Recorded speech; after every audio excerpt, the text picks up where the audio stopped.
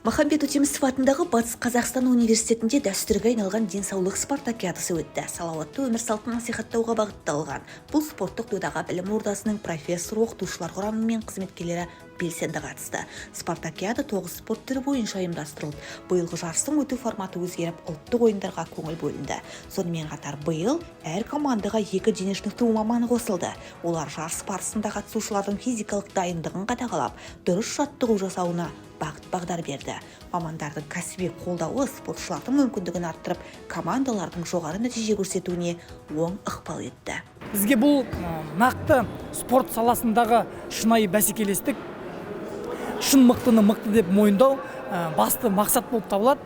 Негізгі жалпы бұл спартакиаданың мақсаты осы университеттің ұжымның профессор, оқытушылар құрамы мен қызметкерлер арасында достық қарым-қатынасты, ынтымақтастықты нығайту болып табылады.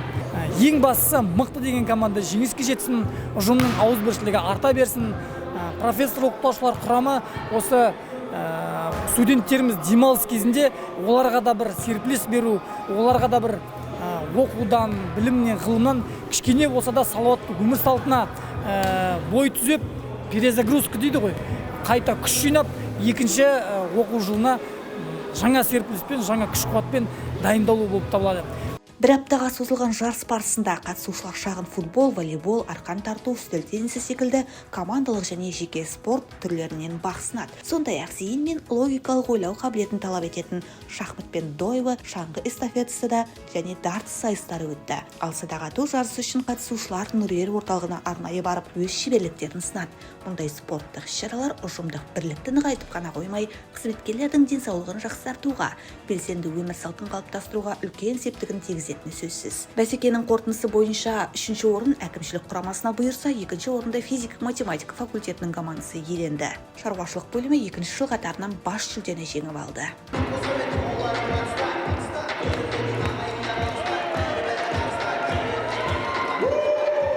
Жекелей сындарда үздік нәтиже көрсеткен қатысушылар да назардан тыс қалған жоқ. Әр спорт түрі бойынша жеңімпаздар мен жүлдегерлер арнайы дипломдармен және бағалы сыйлықтармен марапатталды.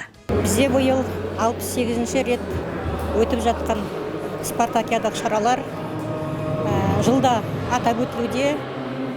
Мен өзім 25 жыл, былай айтқанда ширек ғасырдан артық осы спорт саласында келе жатырмын.